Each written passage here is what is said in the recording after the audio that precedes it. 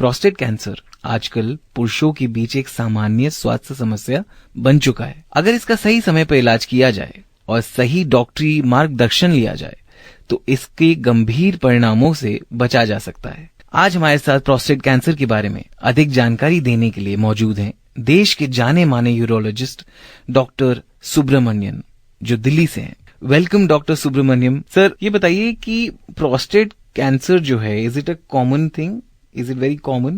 मैं doctor Subramaniam urologist हूँ और यूरोलॉजिकल कैंसर्स हमारे ट्रीटमेंट एरियाज में काफी इम्पोर्टेंट रोल हैं। देखिए, कॉमन नहीं कह सकते हैं, लेकिन अगर पुरुषों में देखा जाए the second most common cancer death is due to prostate cancer.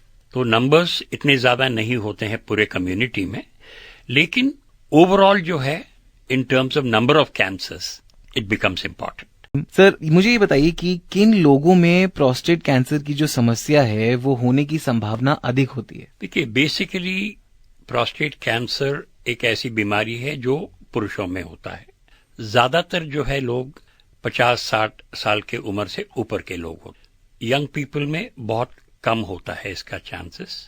जिन लोगों की फैमिली में कोई प्रोस्टेट कैंसर की हिस्ट्री अगर रही हो, फादर, चाचा, ब्रदर्स, इनमें जो कैंसर रहा है उन लोगों में रिस्क थोड़ा ज्यादा होता है। सिमिलरली कुछ कम्युनिटीज होती हैं जहां पे रिस्क ज्यादा होता है, जैसे कॉकेशियन रेसेस में ज्यादा होता है।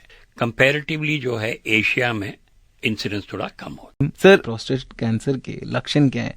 एंड मैंने ये भी सुना है कि कई बार आपको जो लक्षण है वो दिखते भी नहीं है। राइट। देखिए, प्रोस्टेट जो है कि बॉडी में ऐसी जगह लोकेटेड है कि जो पेशाब की थैली होती है उसके नीचे और लेट्रिन का जो रास्ता होता है उसके आगे होता है, काफी डीप होता है बॉडी में। तो आपको अगर उसमें कोई स्वेलिंग है या कुछ है तो आपको ना दिखेगा ना आप उसको फील कर सकते हैं।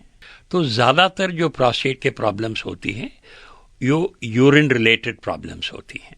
कई बार आपने सुना होगा कि बार बार जाना होता है पेशाब करने, या किसी को बार बार रात में उठना पड़ता है कई बार, या पेशाब करने में या पेशाब रोकने में दिक्कत होती है, या पेशाब में खून वगैरह आता है, या पेशाब में दर्द या जलन होने लगता है।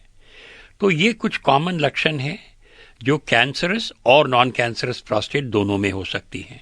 इसके अलावा प्रोस्टेट कैंसर अगर समझो कि प्रोस्टेट से बाहर फैल चुकी है, ये बॉडी में बोन्स में भी जा सकता है, लिवर या लंग्स में जा सकता है, तो उस सिचुएशन में सिम्टम्स ऐसे होंगी कि किसी और ऑर्गन के कैंसर या कोई और बीमारी हो उसके लक्षण होते हैं। और बीमारी अगर बहुत फैली हुई है तो बाकी symptoms like weight loss, apatite loss, और कई बार क्या होता है कि प्रोस्टेट के बढ़ने से जो किडनी से जो नीचे ट्यूब्स आती हैं, यूरिन वाली ट्यूब्स आती हैं, वो ब्लॉक हो जाती हैं। तो फिर किडनी के फंक्शन भी अफेक्ट होते हैं, किडनी फेलियर भी हो सकता है। ये कुछ साइंस हैं। और सबसे जो सीरियस एक कंडीशन और होता है कि जब ये बीमारी फैलती है और कि ये रीढ़ की हड्डी में जब फैल जाती है तो नसों में जो दबाव पड़ता है उसके वजह से पैरालिसिस भी हो सकता है। सर, ऐसा है क्या कि कुछ पुरुषों में प्रोस्टेट कैंसर होने की संभावना दूसरों से अधिक होती है? हाँ, जैसे कि जिन लोगों में फैमिली हिस्ट्री है, family history of prostate cancer, जैसे फादर, चाचा, ताया में अगर प्रोस्टेट कैंसर रहा है, या ओल्डर सिबलिंग, यंगर सिबलिंग्स में प्रोस्टेट कैंसर का अगर डायग्नोसिस हुआ है तो इंडिविजुअल्स में रिस्क थोड़ा ज्यादा होता है। सर, क्या ऐसी कोई अन्य स्थितियां भी होती हैं जिनके लक्षण प्रोस्टेट कैंसर जैसे दिखते हैं? हाँ, जैसे मैंने अभी बताया कि समझो कि प्रोस्टेट कैंसर फैल चुकी है स्पाइन में, पेशेंट को हो गया पैरालिसिस, तो वो नॉर्मली लक्षण होते हैं रीढ़ की हड्डी में या चोट लगी हो, या रीढ़ की हड्डी के अंदर कोई ट्यूमर है या कोई स्वेलिंग है, लेकिन ये बीमारी प्राइमरीली प्रोस्टेट की वजह से है। सिमिलरली जैसे मैंने बताया कि बोन में अगर बीमारी बोन्स में फैल जाती है, खासकर अगर हिप्स के बोन में फैल जाती है तो फ्रैक्चर हो सकता है वहां पे, या पेन, सिवियर बोन पेन हो सकता है।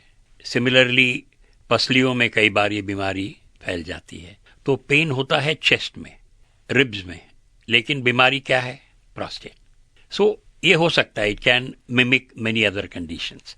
बट एक चीज ध्यान में रखना बहुत जरूरी है, मेनी प्रोस्टेट कैंसर्स जब आप पहली बार हम लोग देखते हैं उनमें कोई भी सिम्टम नहीं होता है। इसीलिए आजकल जो हम लोग अवेयरनेस बढ़ाते हैं इस बीमारी के बारे में कि लोग अपना रेगुलर एनुअल चेकअप्स कराते रहें, स्पेशली पीपल ओवर 50-55। अगर हम लोग एनुअल चेकअप्स करते हैं, इसमें बड़े सरल इसके टेस्ट होते हैं। एक सिंपल ब्लड टेस्ट होता है कॉल्ड PSA, एक फिजिकल एग्जामिनेशन होता है और एक अल्ट्रासाउंड करते हैं। इससे क्या होता है, जिन लोगों में कोई भी सिम्टम्स नहीं है लेकिन अगर कैंसर है, we are able to detect it. Sir, जाने से पहले एक मैसेज लेना चाहूंगा आपके एंड से। मैं डॉक्टर सुब्रमण्यम यूरोलॉजिस्ट हूं और यूरोलॉजिकल कैंसर्स हमारे ट्रीटमेंट एरियाज में काफ़ी इम्पॉर्टेंट रोल हैं। प्रोस्टेट कैंसर एक ऐसी बीमारी है जिसको अगर अर्ली स्टेज में हम लोग डिटेक्ट करते हैं, 90% से ज़्यादा लोग जो हैं 10 से 15 साल बिल्कुल नॉर्मल लाइफ जी सकते हैं। यही बीमारी अगर एडवांस स्टेज में आ जाती है तो रिजल्ट इतने अच्छे नहीं हो पाते हैं। तो मेरे ख्याल में जो है रेगुलर चेकअप्स हम कराते रहें तो इस कैंसर से डरने की कोई ज़रूरत नहीं।